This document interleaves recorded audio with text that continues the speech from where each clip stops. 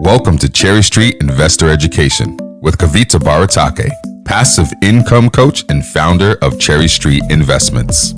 Education that is designed for you to take control of your financial life. Join us to learn how you can create multiple passive income streams, diversify your portfolio, save on your taxes, and much more. Become a better investor and fast track your financial goals. Here's your host, Kavita Baratake. Good evening, everyone. I'm Kavita Baratake. I am a founder and owner of Cherry Street Investments. I started my company hoping to help more people along my journey doing real estate. I learned a lot from investing in single family homes initially, getting into apartments and doing more on that side, but I also learned about taxes, how not to pay taxes, what to do, how to do things better from a taxation perspective, because we all know that a dollar you don't pay to Uncle Sam is a dollar you burn, right? So today we're going to talk about capital gains from stocks, crypto, and more. I left this open-ended because really with an Aussie investment, you can do anything. But like I said, we're also going to talk about 1031 exchanges and highlight some differences between 1031 and opportunity zone investments today. So Benjamin Franklin was a very wise man. In 1817, he said, "In this world, nothing can be said to be certain except death and taxes." And clearly, death is still certain. The one thing I figured out is there are always, I won't even call them loopholes, but there are legal ways in which not to pay taxes on investments, depending on how you structure it, depending on what your professional tax filing status is. And those of you who have attended my previous webinars know that I talk a lot about becoming a real estate pro for tax purposes. That is the best thing that I've ever done for myself. And it's not even a loophole, right? It's a legal way that people who invest in real estate, who are creating jobs, who are creating economic development are benefited from the tax code. And it's a part of the tax code. So definitely death, we can't cheat, but taxes, at least we can get away from a little bit respite from taxes. So today, again, this is a very, all my webinars are focused on the educational aspect of it. I'm not soliciting an offer to buy anything today. It's not an investment here. You will have a future opportunity to invest in an Aussie fund if you're so interested, but today we're not going to talk about that. This is kind of tax advice, but we're not giving any specific advice to your specific situation. Always go back to your tax and legal counsel and ask them those questions for your specific situation. Go back and ask them how you should do this. So please consider this educational and take back and do your own research. So what am I going to cover today? We're going to talk about 1031 exchanges. Why do 1031 exchanges? We're going to talk about it with an example, right? The benefit of 1031 exchanges. What are the limitations of 1031 exchanges? Why do you not want to do 1031 exchanges, right? When and why? In contrast, that should be an Aussie. So what is an Aussie? What's an opportunity zone? Why invest in Aussie funds? Limitations of Aussie investments. Just like 1031 exchanges, Aussie investments also have limitations, and we'll talk about that. And what are some of the do's and considerations, or do's and don'ts in Aussie investments? And what are some of the considerations? I want you to think about that before you go do an Aussie investment, because it needs to be a good investment first. The Aussie is like the cherry on the icing on the cake, or the cherry on top, right? And also we talk about opportunity zones versus 1031 exchanges. When do we do which one, right? When is one appropriate, or when is another one appropriate? And what are the downsides of each one? So for those of you who are new on the call today, I do see a lot of familiar faces, but I'll always like to do a quick intro. So I won't belabor this and drag it too long, but I am Kavita Baratake. I grew up in Bangalore, India, and moved here when I was, let's not talk about the age, right? In 98, I moved here and I went to grad school at A&M. Incidentally, I studied computer science for both my bachelor's and my master's and ended up in IBM, very predictably and very Indian. I ended up working for IBM in Austin. I moved to Austin and then moved from IBM. After 15 years in IBM, I moved to a company called Atlassian. For those of you who are in the tech world, I'm sure you know and have heard about Atlassian. Luckily for me, Atlassian went public in 2015 and kind of paved the way for me to exit tech as well. But in spite of that, in 2009, I started investing in real estate because I was so burnt out trading in the stock market. I bought my first house as an investment and ended up buying a bunch of houses in the Austin area. I always like to say this, I bought my first house in Manor for $98,000, and it's impossible to find something like that at $54 a square foot. We can't even build anywhere close to that right now. So it's been an interesting journey for me as an investor. I financially freed myself way back before 2019, but it took up to 2019 for me to exit tech, and I transitioned to real estate. Like I mentioned, I have a single family portfolio in Austin, San Antonio that I still maintain, manage. I'm everything for it. And I don't use a property management company. I probably should at this point. I also have partnership interest as a limited partner, like a passive investor in multifamily, energy, ATM, senior living, mobile home parks. So I believe in diversification. If there's something you should take away from this, is diversification. I believe in diversifying across multiple assets in real estate as well. I'm a general partner, so I sponsor syndications in multifamily. We do entitlement projects, land entitlement. So we buy raw land and entitle the land. In some cases, we do new construction, built to rent, as well as senior living new construction. Those are all the projects I've done, and a lot of projects I'm working on in the future as well. So if you're interested in investing, I'll share the links later for either Aussie or non-Aussie. Please let me know. So a little bit about Cherry Street. I want to set the note for why I do what I do. I strongly believe in long-term wealth creation. I'm not a get it quick, get rich quick kind of schemes. I don't believe in that. I've done that. I've been there. I used to trade options. I got rich quick and I got poor much quicker than I got rich quick. So I believe in long-term wealth, and real estate for me is long-term way of building wealth and getting those tax benefits. And today we're going to talk about those. So I help people invest passively in real estate. I'm also a realtor in the Austin market. So I have access to direct investments. People want to buy land. People want to buy, single family homes. I do have access to those for both Austin and San Antonio. I also am a life insurance broker, so I do provide people with options to structure what's called a high cash value policy so they can invest into real estate. So anyway, enough about me. Let's get to the topic. What is a 1031 exchange? Very simply, Section 1031 of the US Revenue Code is where this whole 1031 exchange is detailed. That's why it's called a 1031. And it excuse me, it allows for tax deferral on the sale of an investment or business property. I get a lot of people asking me, sorry for the typo there, it's deferral. A lot of people asking me, hey, I sold my single family home that I lived in. No, you don't get a tax deferral because that's not an investment property. However, there's another tax code that applies to sale of a property that you live in, which gives you up to $250 if you're single and $500K if you are married. It gives you a tax-free, basically a tax waiver on that much amount of gains, right? So you can use that. But what's interesting is you can also combine these two strategies, and I'm happy to talk to folks if you're interested. So you can have a residential property that you lived in. If you rent it for a year, you can still 1031 exchange it, as well as get the benefits of owning the home as a primary residence. You can combine the two. So the third one is you have to, in a 1031 exchange, reinvest the proceeds from sale within a certain time limit into either one property, or you could pick multiple properties as well. So it doesn't have to be a single property. I believe you can pick up to 3 properties. But what you have to note here is you have to invest the entire proceeds, not just the gains. And the reason you want to think about this is in opportunity zones, it's very different. And we'll talk about that.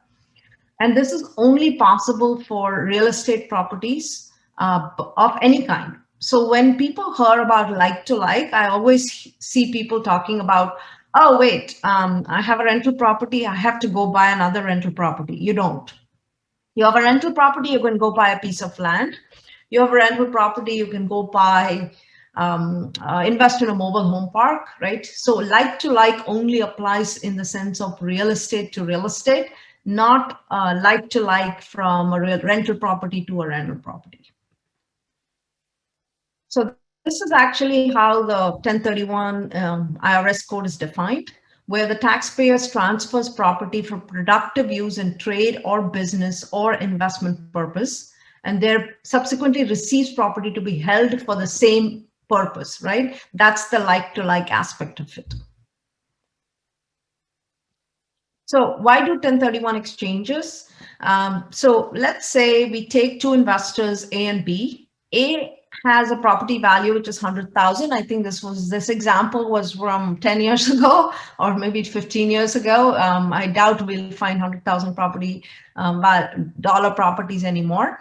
So let's say the investor A uses 1031 exchange, investor B does not. I want you to focus on what their tax rate as well as what the new property value is. So if someone pays even a very nominal 20% tax rate, you're basically shaving off money that you can invest, right? You start with a $100,000 investment, right? Property value. So here, 20% tax rate, you're already down to $80,000, right? You pay $20,000 in taxes. So your property value is basically saying, I'm going to assume you're going to put that money as 20% down, right? So if you put a 20% down for 100,000, you can get a $500,000 property. If you put 80,000, you can only get a $400,000 property. So that's where we start. So now I want you to kind of focus on how we grow wealth using 1031 exchanges, right? So same example, we will go ahead and do the same kind of calculations. So we have a property value 638, right? Let's say they sold it for something. And then we have the 20% down again on the new value. So we keep basically doing 1031 exchanges let's say every 5 years in this case. So here we are tracking the cumulative taxes paid here in this column, right? Here, this is your first investment. Above was your first investment. Now this is your second investment. So with this 138K in after-tax investment, which is from the 1031 exchange, you are able to buy a much bigger property than if you paid taxes on that transaction, right? So you paid the taxes on this transaction. Now your cumulative tax is 42,000. So we keep going this, you see where this is going is that every 5 years, let's say I did a 1031 exchange, you can keep scaling up your new property value. Whereas when you're paying taxes, it erodes that value of your dollar. So you're really not able to scale up and buy this expensive property, right? So, and your cumulative taxes paid keeps going up. So essentially what you're doing with the 1031 exchange is you keep deferring the taxes. And what's really cool about deferring taxes is that you, let's say you pass away, God forbid, we all will die, right? Your heirs get to reset their basis to the fair market value on the date of the transfer to them. So if I pass the properties along to my daughter after 1031 exchanges and the growth in the property, she pays nothing. Basically, I defer taxes until I could defer no more, until I died. And then she gets to inherit the property with the adjusted fair market value on the date of that it gets transferred to her. So just following the A and B investor, right, who use 1031 exchanges, their new property value is so much larger once they're able to 1031 it fairly enough versus somebody who kept paying taxes, because now you remove those taxes and you had less to invest or reinvest, right? So 1031 is amazing. What are some of the requirements of 1031? I don't know why it's just showing up like that, but I'm going to go through with it. So one, it has to be held as an investment. You cannot 1031 exchange out of a property or exchange a property that you are living in as a primary residence. Most people I know will rent the house for like 13 months, at least after they move out. So they're able to leverage it as a 1031 exchange later. So you can make it an investment property and then move out, right? Or rather investment property and then sell. There is a 45-day ID rule, which means within 45 days of the sale, you have to identify 3 target properties. It can be less than 3. It can be 1 to 3 properties that you want to 1031 these funds into. But that 45-day identification period is very critical. So if you miss that window, you basically cannot 1031 exchange. There's also a 180-day rule. You have to deploy the funds within 180 days and close on the new property within 180 days, which is 6 months. You also need someone who's called a qualified intermediary. That is the person who will be handling your transaction on your behalf. So let's say you closed on a property 1 that you owned and you sold it, then those funds cannot come to your bank account. They need to go to the intermediary's bank account, right? They will create a bank account for you. If you ever transfer it to your account, it's over. There is no 1031 exchange possible. That's something we have to keep in mind for 1031 exchanges. There's also a title rule. The title, name, EIN, or Social Security has to be consistent across the 1031 exchanges. So that can be a little bit limiting, especially if you have other people who are on that investment or investment, the people who are in the investments are changing. The last rule is the reinvestment of the amount. So you can just take the gains. Let's say I bought a property for 100,000, sold it for 250. I made a 150K gain. I cannot just take the 150K and move it to the newer investment. I have to take the entire 250 less any sales proceeds, like you paid the realtors, whatever else costs of selling the house.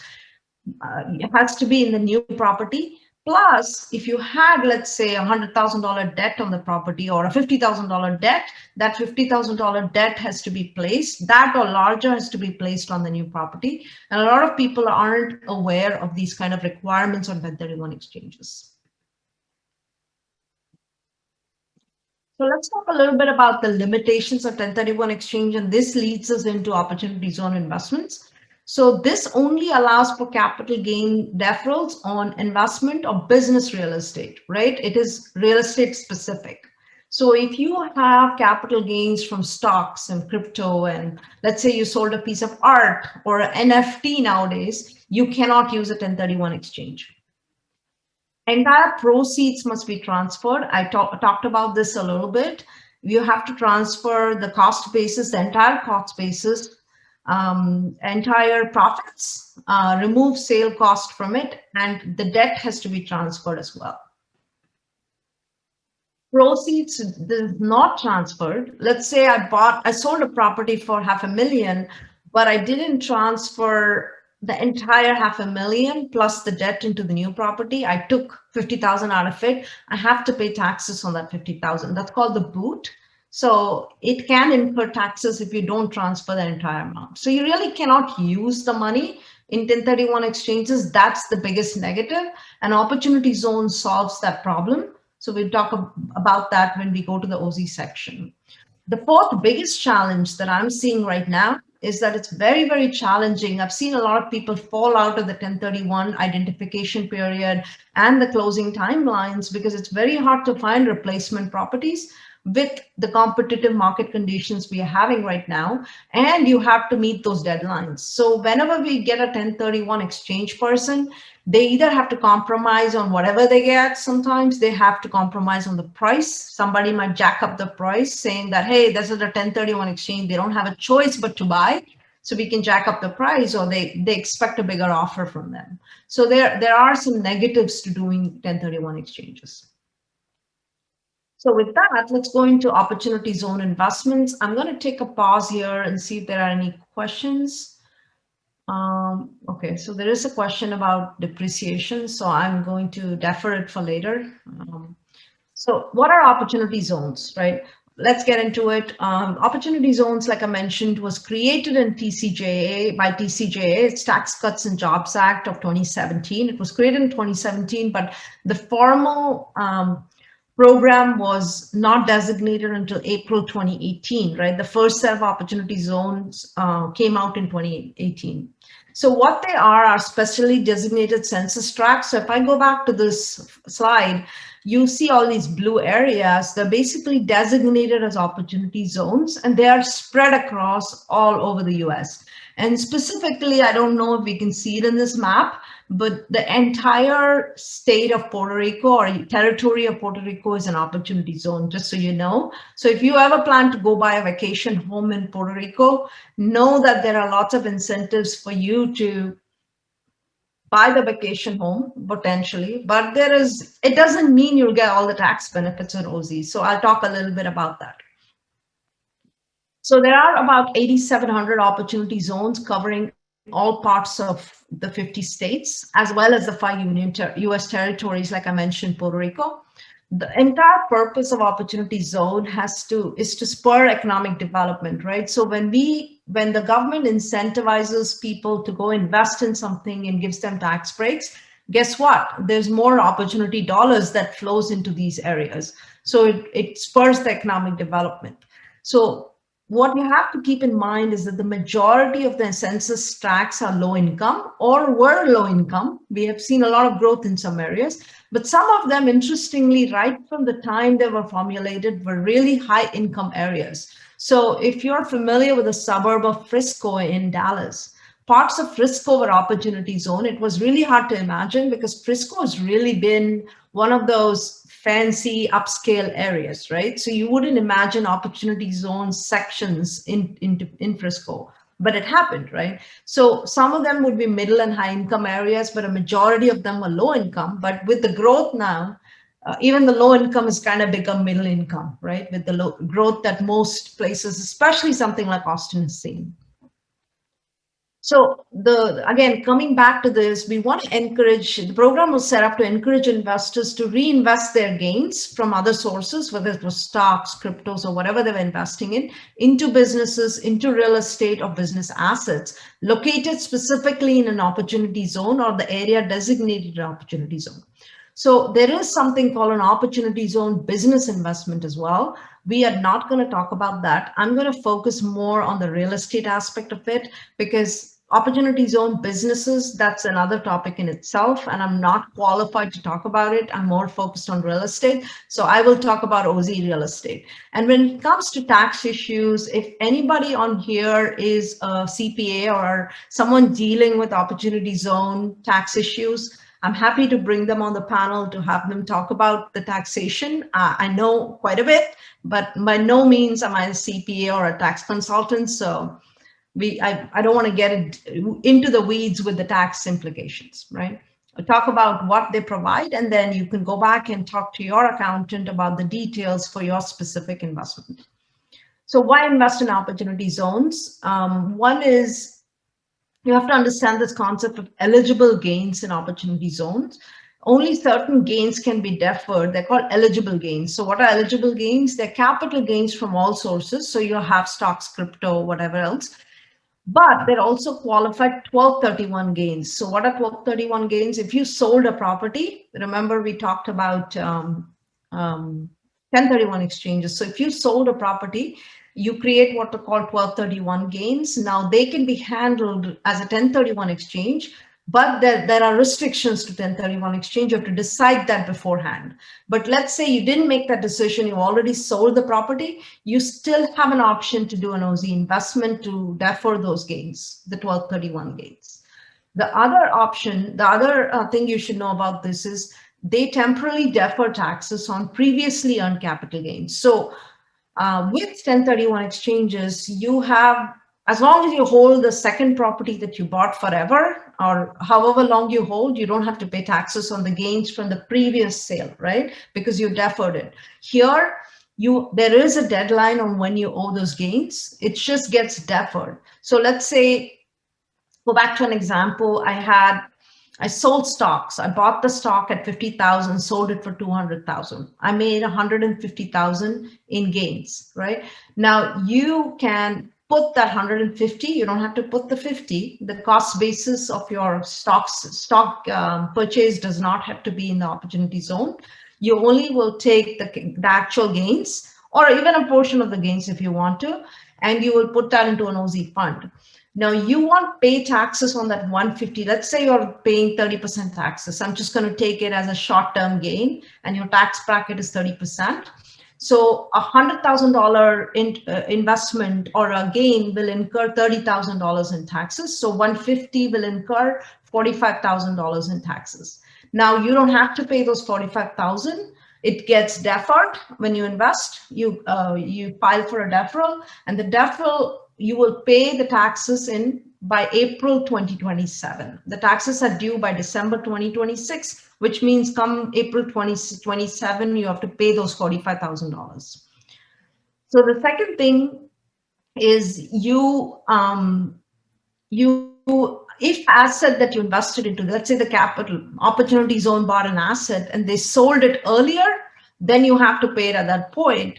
But the whole idea of Aussie is that we don't want to sell it early. And that gets me to the next big benefit of opportunity zone, right? So to qualify for this deferral though, your gains have to be still reinvested within 180 days of the sale. So let's say I sold the stock the previous year, let's say December 2021, I have until May 2022, 180 days exactly of the sale to make that deferral.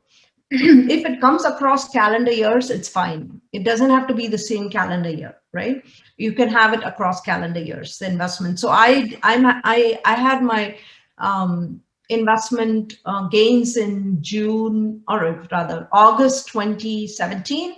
I invested in Feb 2018 into an opportunity zone. Actually, I think it was 2018 and 2019, sorry. So anyway, you have 60 days or 180 days, which is 6 months from the sale of your capital gains, of your sale of your stocks or whatever else incurred those capital gains. The third and the most important one for those on the call today, besides the deferral, is the permanent exclusion of capital gains taxes. So I'm going to go back to my example. Let's say I bought stock for 100,000. To make it simple, let's say I sold it for 200,000. I have $100,000 cost basis on the stock. I have $100,000 gains on the stock. Now I took only the gains, $100,000, and I put it in an Aussie fund. Now the fund, let's say, holds that for 10 years, whether it's the same property, multiple properties, whatever. It is in an Aussie fund for 10 years. Now, let's say 10 years later, that 100,000 becomes 300,000, right? In gains, in growth, right? So you have $200,000 in growth. 100,000 plus 200, 300,000, right? So your money basically went 3x in 10 years. So that 200,000, there are no taxes on, permanently excluded from capital gains taxes. That is one of the biggest reasons to invest in opportunity funds, to have those tax-free growth for 10 years in the fund. So it is required to hold it for 10 years. That's the not such a great thing, but it can be very beneficial for people who have a long-term outlook towards investing. And I'm one of those people. I like investing for the long term. So some things about what's an Aussie fund. So Aussie fund basically invests into the Aussie areas, right? It can invest into multiple Aussie areas. So you can have a fund which is investing into 10 properties. As long as they're all in different Aussies, it's fine.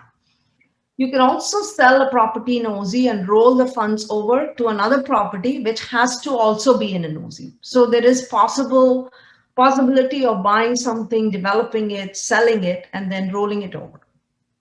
More importantly, let's talk about what a qualified Aussie fund is. So let's say you went to Puerto Rico and bought a house, and you had a vacation rental, but you did nothing to that house. You just bought it in an Aussie area. That doesn't qualify if you any of these tax credits, right? It doesn't qualify you for deferral. It doesn't qualify you for tax-free growth. It cannot, because there are some specific requirements you have to satisfy. One is 90% should go towards Aussie investment. That won't be a problem.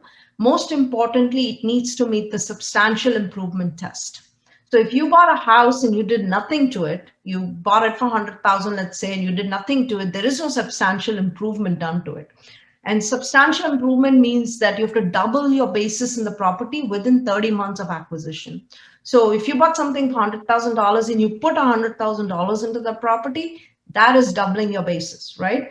Within 30 months of acquisition, you have to perform that to meet that substantial improvement test. And also important is that in an Aussie fund, 10% can go towards non-Aussie investments as well, as long as 90% goes towards an Aussie investment.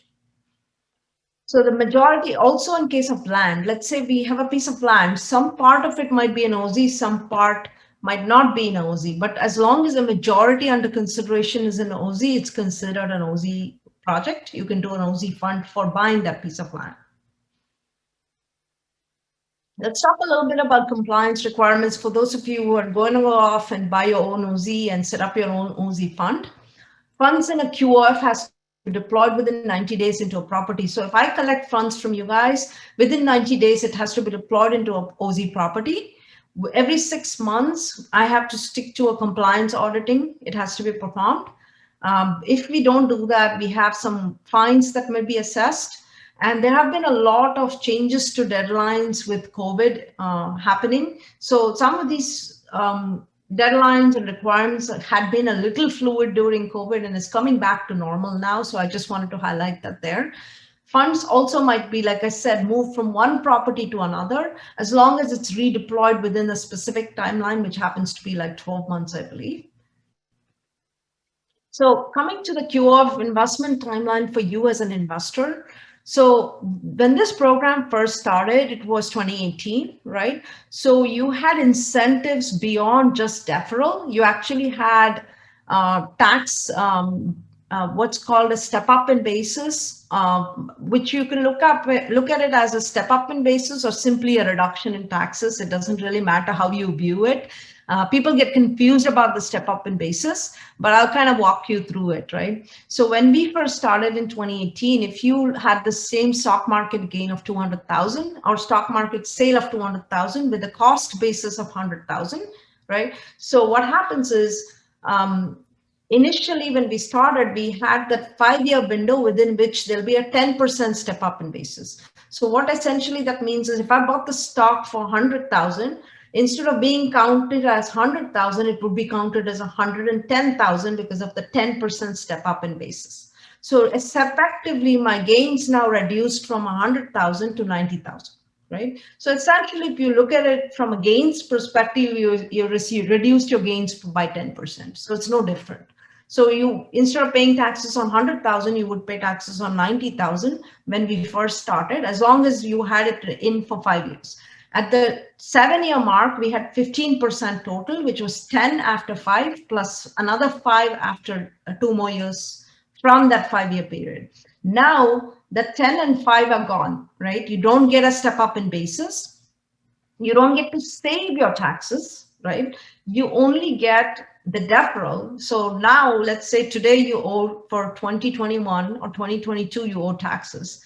Then you can defer it to 2026. So you already got 4 years that you don't have to pay taxes that you have this year, right? That's a big win, trust me, because you can do a lot with that money in 4 years. You can grow that money instead of paying Uncle Sam, right? The biggest advantage, like I mentioned, is besides the deferral, you will have full tax exemptions on all realized gains at the 10-year mark here.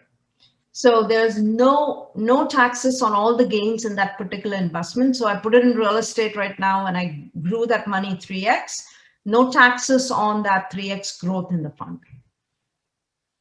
So let's look at it from a lens of an actual investment, right? So I had an original gain. Here tax rate can be 37%. If you're in California, you know the pain of being in California.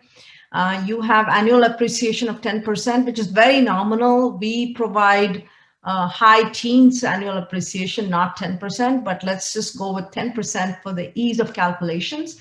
So original gain was 200,000. So you sold the stock, let's say for, I don't know, 400,000 and removed your 200. You bought it for 200, sold it for 400. You have $200,000 in gains.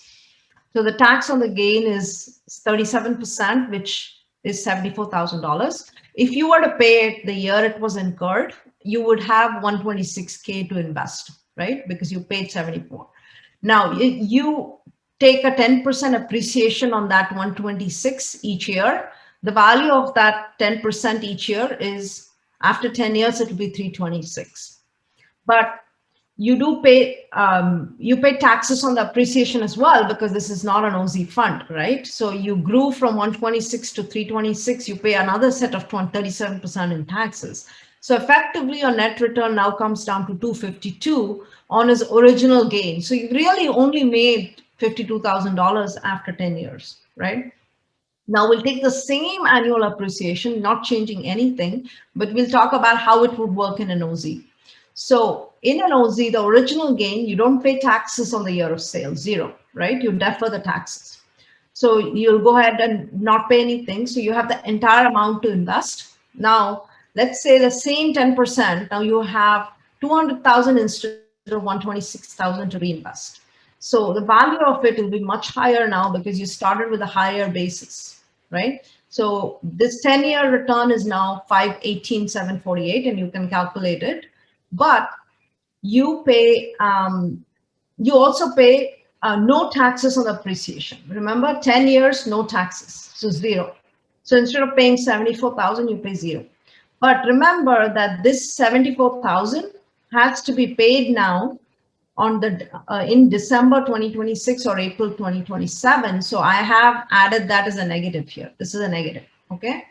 Because this, you just deferred it to 2026, right? So there is no step up in basis. Before 2022, you could actually get a step up in basis. So you are actually pay less than 74,000, but now you pay 74,000, the same as before, but you get 4 extra years not to pay that 74,000.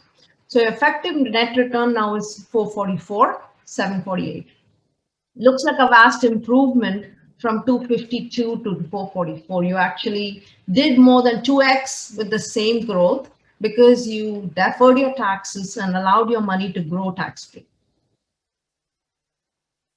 So I hope that makes sense. If you have any questions, feel free to type it in the Q&A box, and I will tackle the questions at the end of the webinar. So let's look at Aussie versus 1031. I've been talking about this all along, but I just want to kind of allude to it again from a structured, table standpoint. So the investment amount in an Aussie fund can only be the gains from a capital gains investment. So let's say you've been saving away money from your income in your savings account. We cannot take that into an Aussie fund. We can only take that into a non-Aussie fund. Okay, so it has to be capital gains. The second one, the investment amount in a 1031 exchange is entire proceeds, the cost basis, the gains, as well as the debt also needs to be invested. I mean, it needs to be carried over, right? You have to place as much debt as the previous investment. The source of funds can be capital gains from any source. I mean, literally, there's no limit to what this any source means. You can sell a piece of art, you can sell an NFT, you can do anything and gain capital gains, and it can be any of these. Here, it has to be only real estate. The custodian is not required in opportunity zone. If you already made a sale less than 6 months ago and you want to place it, you still can. Here, you have to have a custodian. If you transferred and made a sale already and you transferred the money to your account, it's too late to do a 1031 exchange. Investment deadlines are similar, 180 days in both cases, but you have a 45-day identification period here. So within that 45 days, you have to identify candidate properties. The investment location requires you to be in an Aussie area and substantial improvement, which means doubling the basis, right? You have to go in and put as much money as you did for the basis, as the basis. Here, there is no location preference as long as it's a real estate asset. There is also something called a DST, which is a Delaware Statutory Trust. I'm actually in the process of also setting up a DST fund this year because it allows you to, let's say 1031 exchange from a $100,000 property to or a $500,000 property. You put 100,000, you bought a $400,000 property, but now you have this $100,000 that you can put it in the Delaware Statutory Trust. DST fund, and then that can give you the same tax benefits as a 1031, But if you took that 100,000 into your bank account and you have to pay taxes on it. So DSTs can be a great way for you to diversify without worrying about, so let's say you are not able to find an asset within the time, you can find a DST funds to deploy the asset, deploy the capital from a 1031 exchange. So you can ignore the 5 years and the 7 years here because they're all incentives which have gone away at this point in 2022. But the taxes due after 10 years is tax-free, or it really is a step up in basis, but for your purposes, it's tax-free. Here, there's no minimum hold period, right? Here, it needs a 10-year hold for the tax-free growth. Here, there's no minimum hold period. You can 1031 indefinitely from one real estate to investment to another. There's no tax-free withdrawals whatsoever. Here, you have tax-free withdrawals. So what should you not do in an Aussie investment? I've seen a lot of people, they will invest in an Aussie fund just to save on taxes. Would never do that, won't advise it. It needs to be a good investment first. So you have to evaluate it just like you would evaluate any investment. If it's a good investment, the Aussie is like the cherry on the, on the icing on the cake or a cherry on top. The Aussie investments, Aussie areas is supposed to be low income and generally not the best locations. Although there have been exceptions and growths, right? You want to make sure it's in the path of progress. If you're going to invest in some godforsaken place out in the middle of nowhere, don't rush it. Do your due diligence. Figure out where is this location, how is it growing, what's near it, what's coming up, what are the demographic changes. You want to do your research. And one of the websites that I find really good for demographic data, it's called city-data.com. Another one I really like to see is to see what's the upcoming retail around the place. So if I find like a Walmart within 5-10 minutes, or if I find HEB, I love HEB in Austin. They do a lot of research. If you find a Starbucks, you're done. If you find a Starbucks anywhere close to it, you're good. It's a class area. So those are things, the retail that you can take advantage of. If you find a Dollar General, you know that the economic development is still not hit quite there. It's probably a low income area. Right, so you want to look for cues with retail and what's around it to figure out whether that's a good location for an investment. And let's say it might be a Dollar General today, but there's a path of progress you're seeing and it's growing, it might be okay. So that's a part of the due diligence process.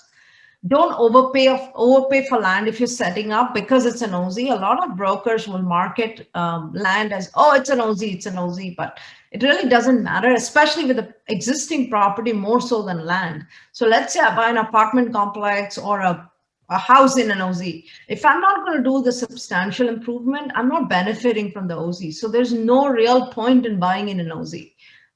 So there's got to be a good deal first, and the tax savings, like I said, is a cherry on top.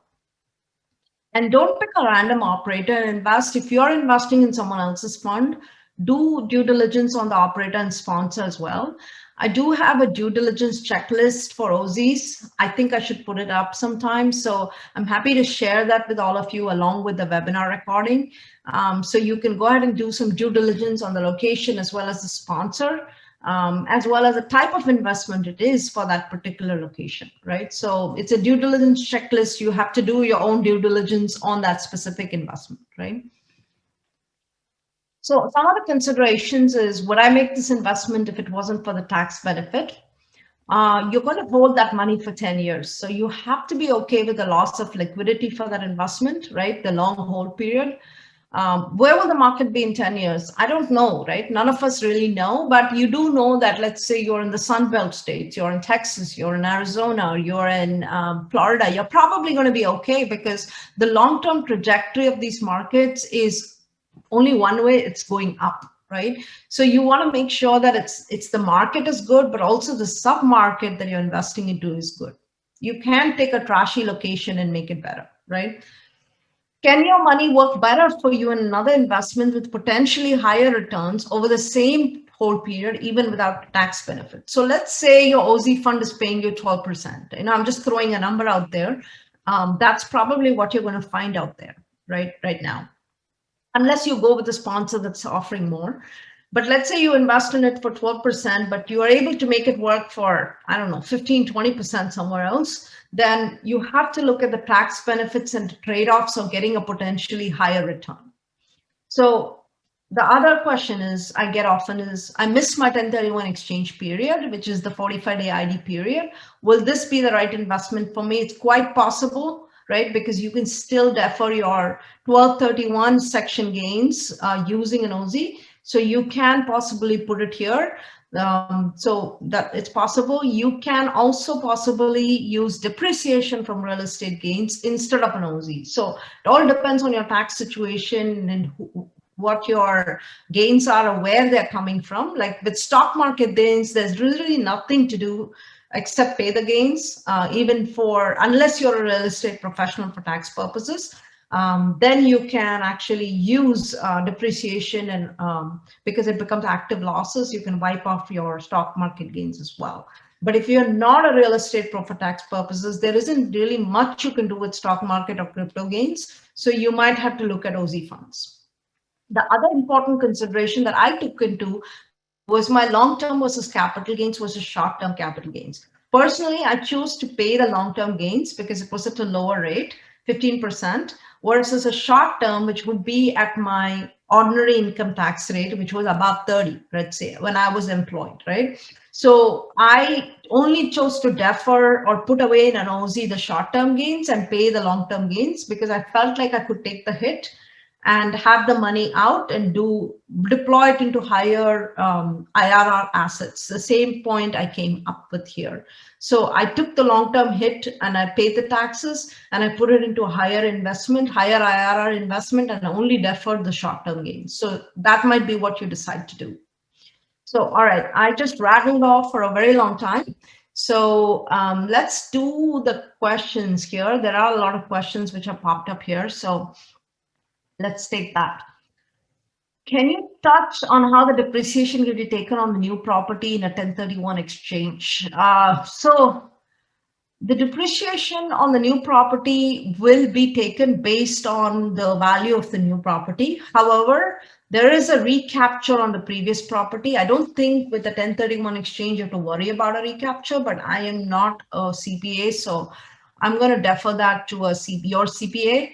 But with the new property, you will just you'll either straight line depreciate it, which means over 27 and a half years if it's a single family home, or you have an ability to do a cost segregation. For those of you not aware of cost segregation, you can actually break down the property into, let's say, 5, 10, 15-year schedules. For example, your appliances depreciate over a shorter period of time than the structure depreciates, right? So your plumbing your roof might depreciate in 10 years, not 27 and a half years. So there is a tax code incentive. Besides, this is called cost segregation. So you break it down into 5, 10, and 15-year depreciable items.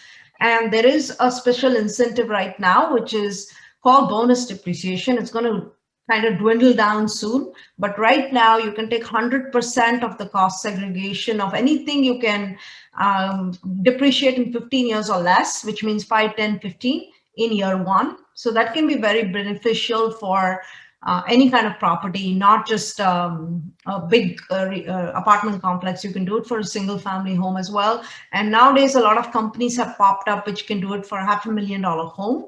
Earlier, they were cost prohibitive, now no longer. Right. What about the realtor fees? If the owner is realtor himself, can they take? Yeah, I mean, if your realtor is yourself, that's fine. You still need to get paid. So that has to be removed from your basis, right? I mean, from your proceeds. In the Aussie example of 100K gain from stock that appreciated to 300K in an Aussie fund, does the 200K gain in the Aussie fund tax-free after 10 years or the entire 300K gains? Okay, I'm going to go back to again, only the 200K is tax-free after 10 years. The original 100K gain got deferred to 2026 of December, right? So you still have to pay taxes of whatever the tax rate was on that original 100K gain, the one which you invested into the Aussie fund. That needs to be paid by December 2026. But the 200K gain in the fund is tax-free after 10 years. What happens if an area is removed from Aussie after an investment? Do they still qualify? I don't think areas will get removed from Aussie, Prakash. Once it's in Aussie, it's in Aussie. There will be at some point, I believe, I don't know the deadline on it, but you have to have that 10-year hold period. And I believe there's an expiry on when the 10-year hold goes out. And so it has to be, let's say it was December 2040, right?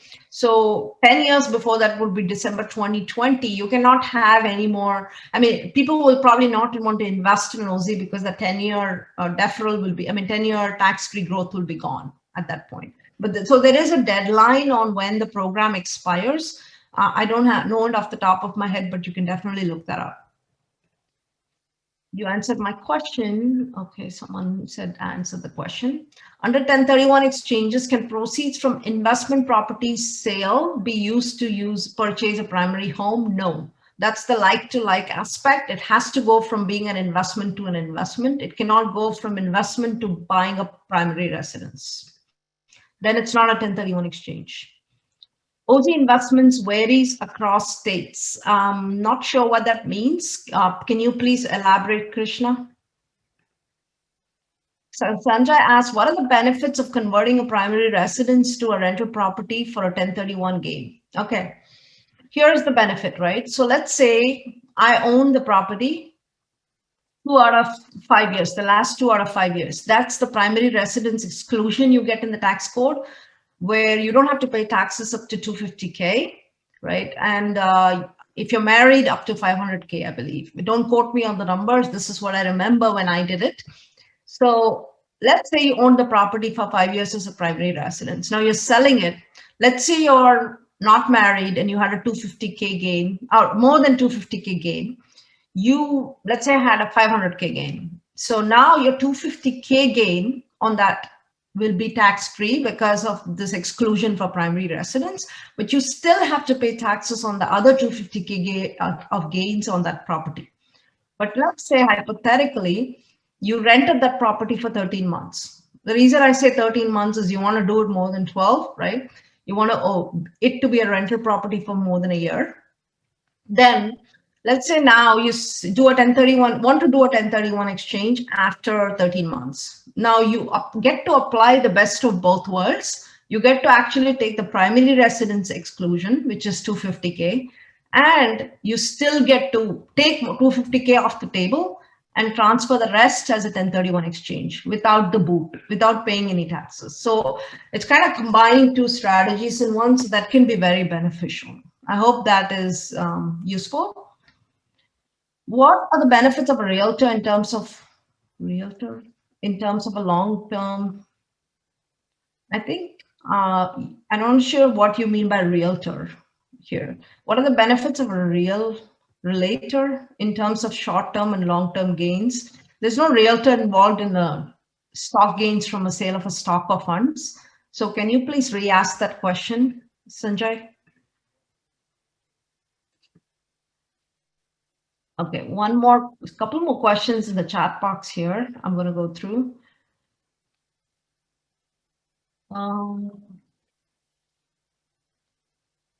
have a fixed income deposit for 10 years maturing from Bank of India in an NRE account, taxable by USA only. India cannot tax that. Can we save deferred tax on that? Absolutely. As long as it's capital gains, and if it's capital gains taxable in the US and it's recognized as foreign taxable gains, I believe you can still put it in Aussie and defer the taxes and save on the growth in the Aussie fund. Again, consult your CPA, but I believe the answer is yes. What are the benefits of converting? I think I answered this, primary residence to a rental property. Can I invest 2020 capital gains into an Aussie fund? Absolutely. It's just been 3 months into 2022, so no reason you cannot. You have 6 months from the sale date to reinvest into an Aussie fund. If I have Aussie invested outside my state, are there any tax implications? So there are no tax implications on growth in an Aussie fund. The distributions in the Aussie fund can be taxable depending on how they are structured. If we structure the distributions as a return of capital, which we normally like to do, it's not a taxable event, so it won't generate any taxes. Again, let's say I start distributing cash flow on a property in an Aussie in five years, right? It's not a 10-year period yet, right? You haven't gotten your basis adjusted, but the distributions could be taxable depending on how it's structured. So if I structure it as a return of investment for an investor, it's not a taxable event.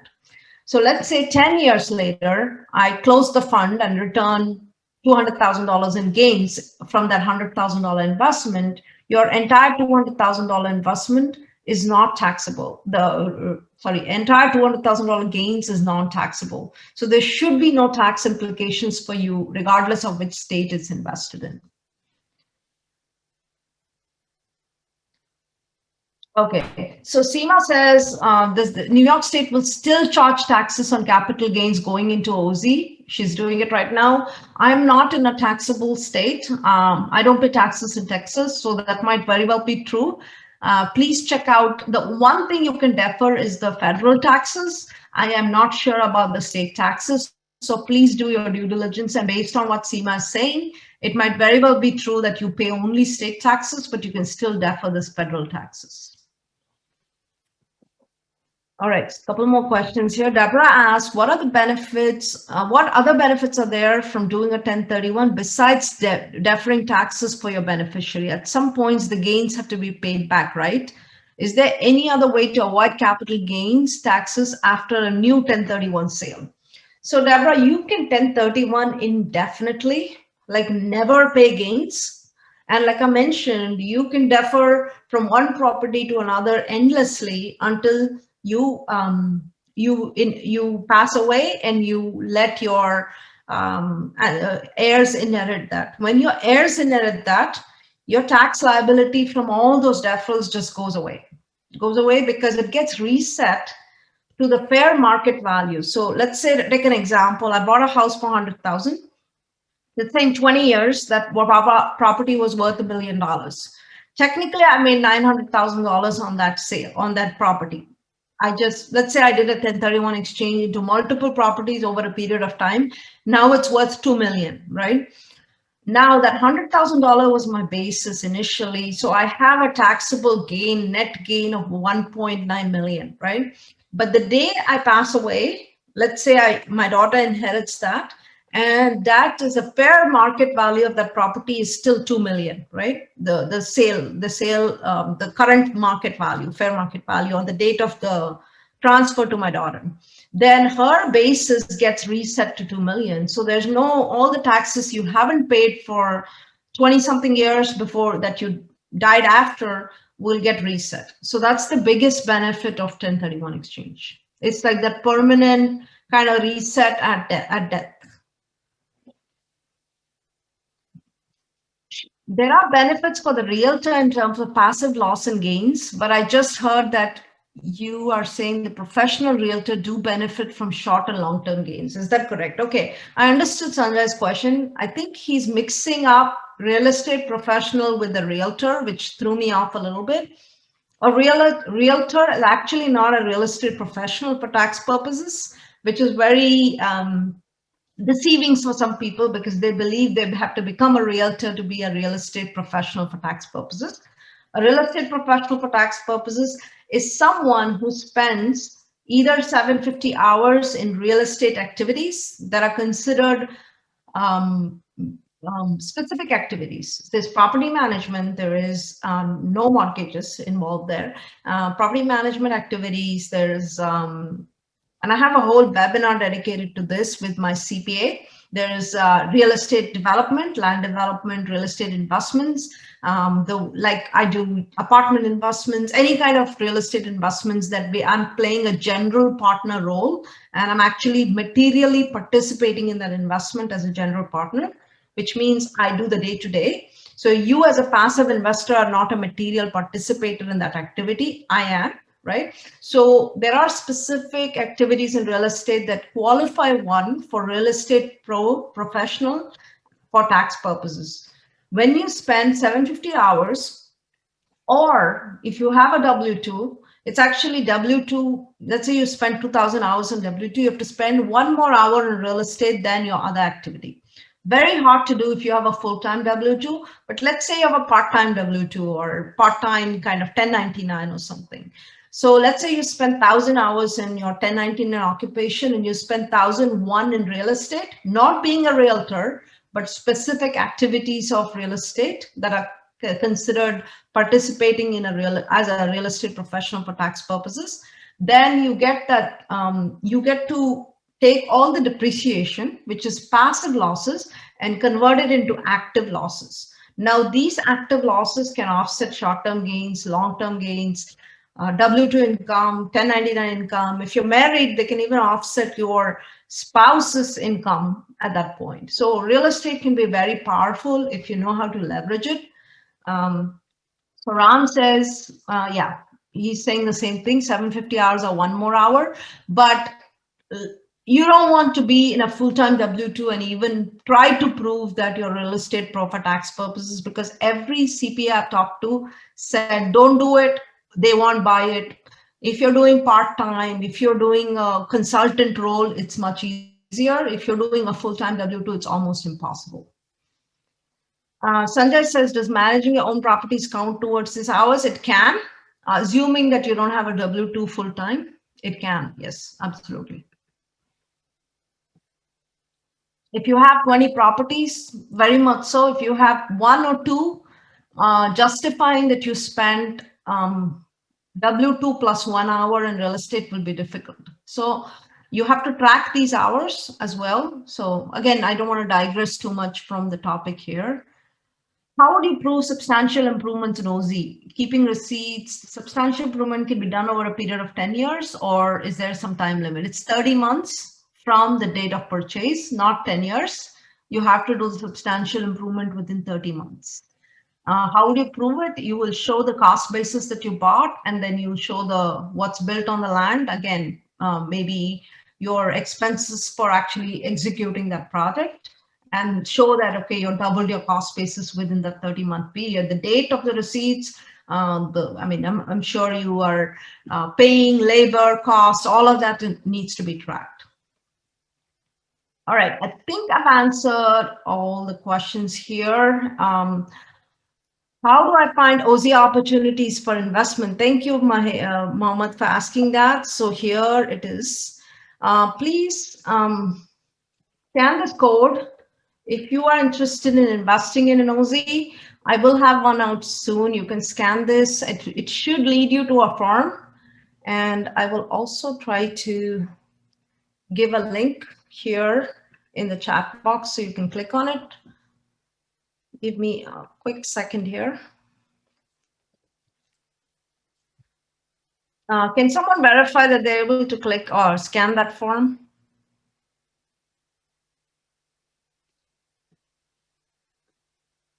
Please log your interest to investing with an Aussie here. Oops. All right, good. If you're able to get to it, that's great. Yeah, Seema also says lots of firms have Aussie funds. There is a website, you can see all the Aussie funds listed. You can also look at other Aussie funds, but I'll be putting one up, and this will be in Waxahachie in Dallas, suburb of Dallas. And we will be investing and building a senior living facility. So you have an opportunity to really stay in that facility for 12 months or 10 years period. So we want to do a long-term hold there. We want to build it, run it, operate it for 10 years.